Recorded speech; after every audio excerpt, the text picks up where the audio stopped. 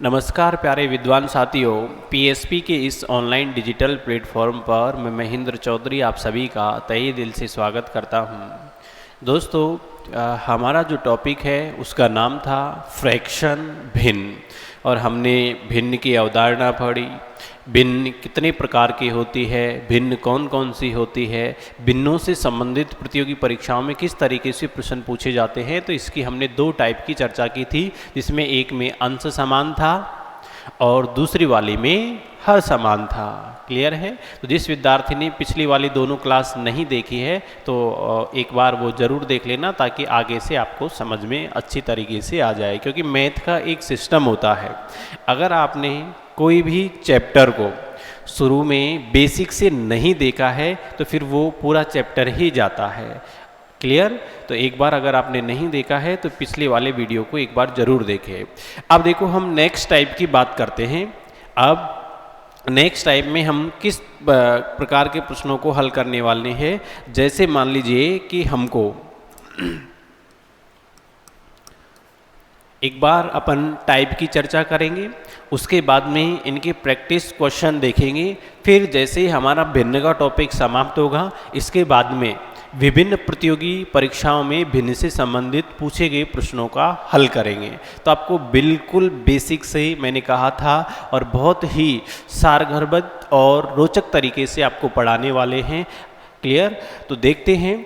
अब देखो, जैसे मान लो अपन को इस तरीके से दे रखा हो 13 बटे में 15, 15 बटे में 17, 23 बटे में 25, 41 बटे में 43, और यहाँ दे रखा हो अपन को 63 बटे में 65।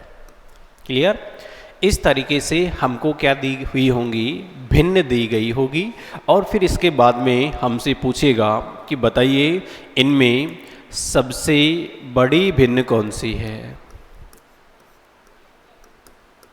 या हमसे पूछेगा कि बताओ इनमें सबसे छोटी भिन्न कौन सी है, या हमसे पूछेगा मध्य वाली भिन्न कौन सी है, या हमसे पूछेगा कि भिन्नों को आरोही क्रम में लिखिए या अवरोही क्रम में लिखिए। क्लियर है?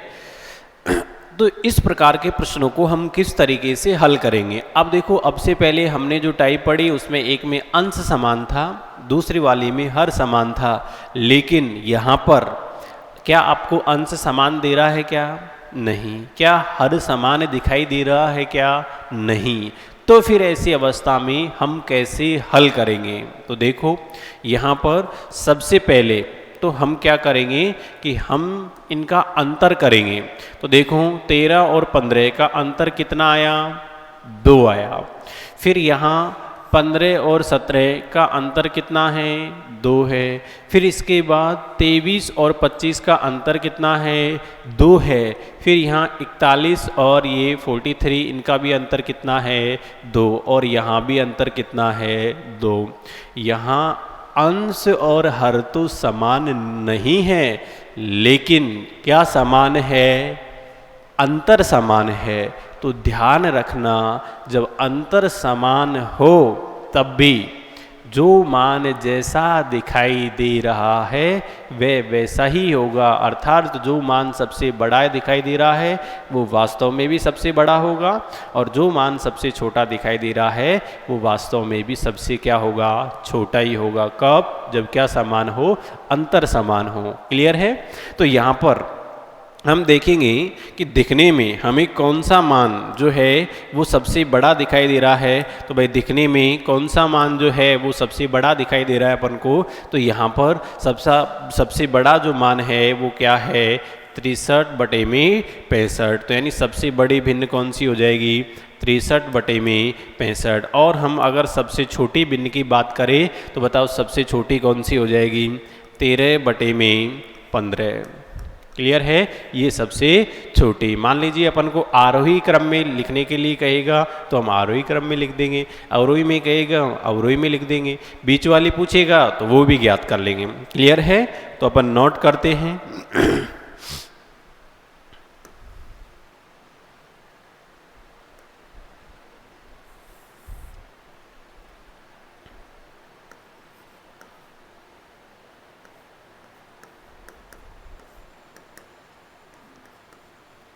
जब हर व या जब भिन्नों के हर व अंशों का अंतर समान हो तो ऐसी अवस्था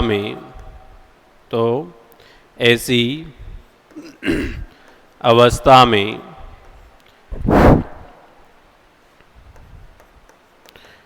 जो मान जैसा दिखाई देता है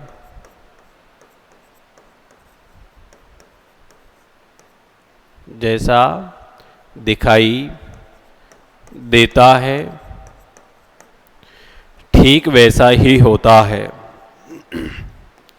ठीक वैसा ही होता है। क्लियर? यानी ऐसी अवस्था में जो मान जैसा दिखाई देता है ठीक वैसा ही होता है। यानी जो मान सबसे बड़ा दिखाई दे रहा है वो वास्तव में भी क्या होगा? सबसे बड़ा होगा। जो मान सबसे छोटा दिखाई दे रहा है वो वास्तव में भी क्या होगा? सबसे छोटा होगा। क्लियर है? ये बात आप सभी को अच्छे से समझ में आ गई होगी। नेक्स्ट इसी से संबंधित एक और एग्जाम्पल अपन देखते हैं।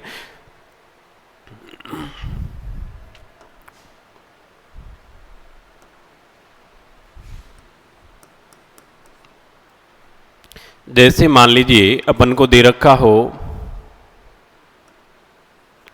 23/25, 7/9 और 51/53 और यहाँ पर दे रखा हो 23/21। क्लियर? इस तरीके से दे रखा हो और हमसे पूछे कि दी गई भिन्नों में बताइए सबसे बड़ी भिन्न कौन सी है और सबसे छोटी भिन्न कौन सी है। क्लियर? या भिन्नों को आरोही क्रम में लिखिए या अवरोही में। तो मैंने आपको अभी बताया कि जब भिन्नों का ना अंश समान हो और ना हर समान हो तो ऐसी अवस्था में हम क्या करेंगे? यानी इनको जो अंश और हर है उनका अंतर करेंगे। तो देखो सबसे पहले हम क्या करेंगे भाई? अंतर करेंगे। तो अंतर करते हैं तो देखो यहाँ पर अंतर आया कितना? 2। यहाँ पर भी अंतर कितना है? 2। कोई ज़रूरी नहीं कि सबका अंतर 2 ही होगा, किसी का 5 भी हो सकता है, 7 भी हो सकता है। जितना होगा उतना लिखेंगे। अगर अंतर सभी का समान है तो जो मान बड़ा हो दिखाई दे रहा है वो बड़ा होगा और छोटा दिखाई दे रहा है वो छोटा होगा। फिर इसके बाद में 51/53 यानी यहाँ भी अंतर है 2। क्लियर है? यहाँ भी अंतर है कितना? 2। अब मैं अगर आपसे पूछूं कि बताइए सबसे बड़ी भिन्न कौन सी है, तो बताओ यहाँ पर सबसे बड़ी जो भिन्न है वो कौन सी होगी? बताइए एक बार कमेंट करके कि सबसे बड़ी जो भिन्न है वो कौन सी होगी। क्लियर? आप में से ज़्यादातर विद्यार्थियों के ऐसी अवस्था में जो आंसर आते हैं, क्योंकि अभी मैंने बताया कि जो मान सबसे बड़ा दिखाई देगा वो भिन्न भी बड़ी होगी और जो मान सबसे छोटा दिखाई देगा वो सबसे छोटा ही होगा। तो यहाँ सबको यही मान जो है 51/53 क्या दिखाई दे रहा है कि ये जो भिन्न है वो सबसे बड़ी दिखाई दे रही है। इसका मतलब सबसे बड़ी भिन्न कौन सी हो जाएगी? 51/53। ध्यान रखना ऐसी स्थिति में सबसे बड़ी भिन्न ये वाली नहीं है, ये गलत है। गलत कैसे है? देखो भाई यहाँ भिन्न में 2 मान होते हैं। ऊपर वाला जो मान है वो अंश कहलाता है और नीचे वाला ये जो है ये क्या कहलाता है? हर कहलाता है। अब यहाँ हम देखेंगे तो देखो अंश से हर बड़ा है यहाँ भी अंश से हर बड़ा है, यहाँ भी अंश से हर बड़ा है। यानी आप ऐसे मान सकते हैं कि यहाँ ऊपर वाली जो राशि है वो पैसे हैं हमारे पास में, और नीचे जो ये है ये लेने वाले लोग हैं। अब देखो हमारे पास 23 रुपये है और हमको बांटने हैं कितने लोगों में, 25 लोगों में। इसका मतलब 1 रुपये से भी कम राशि आएगी, पैसे कम और लेने वाले ज़्यादा। ऐसे यहाँ हमारे पास 7 रुपये है और लेने वाले नीचे कितने लोग हैं, 9। तो इसका मतलब यहाँ भी 1 रुपये से राशि कम मिलेगी, यानी पैसे कम लेने वाले ज़्यादा। यहाँ भी देखो 51 रुपये है और लेने वाले 53 लोग हैं, लेकिन यहाँ देखिए 23 रुपये हैं और लेने वाले कितने लोग हैं, 21 ही लोग हैं। तो बताओ यहाँ इनके पास में इससे की राशि ज़्यादा आ रही है कि नहीं आ रही है? भाई रुपये 23 हो गए और लेने वाले लोग मात्र 21 ही हैं, यानी हर एक के पास 1-1 रुपये भी अगर सभी को देंगे, यहाँ सबके पास 1 रुपये से कम राशि आ रही है। और यहाँ देखेंगे तो 1-1 रुपये भी देंगे, उसके बाद भी हमारे पास 2 रुपये शेष बच जाएगा। तो इसका मतलब इनके पास में ज़्यादा राशि आ रही है। तो बताओ बड़ा मान जो है वो कौन सा होगा? तो ध्यान रखना यहाँ बड़ा जो मान है वो कौन सा होगा?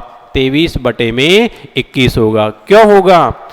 क्योंकि अंतर सबका 2 समान है, लेकिन ये भी तो देखो इन सबका नीचे का अंतर ज़्यादा है, यानी यहाँ सब में 2 ज़्यादा है, लेकिन इसमें उल्टा है, इसमें ऊपर की ओर 2 ज़्यादा है। तो हमेशा ध्यान रखना कि ऐसा मत सोचना कि सर ने बता दिया था कि अंतर समान है तो जो दिखने में बड़ा दिख रहा है वही नहीं, वो भी अपन को थोड़ी सी सावधानी बरतनी है, क्योंकि इन सभी का अंतर नीचे का है। अगर नीचे का सभी का समान होता तो दिखने में जो बड़ा दिखाई दे रहा है वही बड़ा होता, लेकिन यहाँ इसने उल्टा कर दिया। यहाँ सब में नीचे लिखा अपन ने और यहाँ क्या लिखा है? ऊपर।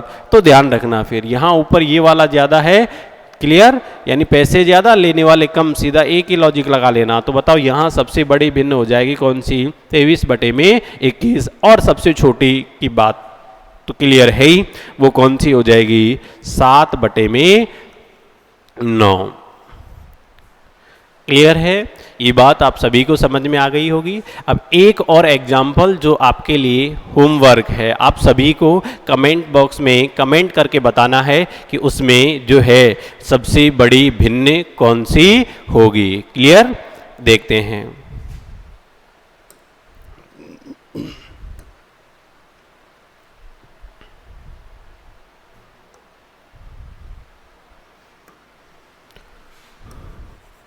ये आपको कमेंट करके बताना है कि इसमें सबसे बड़ी भिन्न कौन सी होगी। मैं लिखता हूं।